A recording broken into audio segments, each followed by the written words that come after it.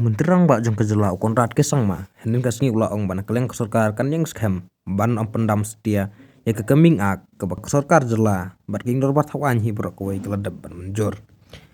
Ula ong rob ka jeng persa jong bat ba ya kene ka an hakin sa kadai ko bakla namar kat kum ki thong jong kene ka kadai na ka benta pantek lakam ya kitra jela bikin omla ban simenta hakino kino ki kam ya Khalai.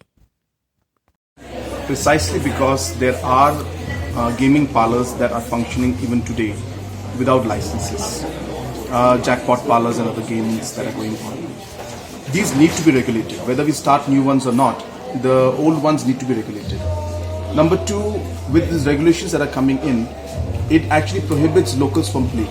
So it is precisely achieving the objective which everybody is wanting, which is that youth should be not allowed to be played in these local youth should not be allowed to play. So this is actually exactly achieving what the people or the different organizations have been asking for. Hence the question of repealing this does not arise because this is an act which is required to regulate the existing games and also regulate the people who are playing in these different areas. The question comes about starting new areas of gaming, which we have clearly mentioned that the government is not going to go ahead with any of that. And only after deep consultation with all stakeholders will we decide on the way forward. So we're very clear on that.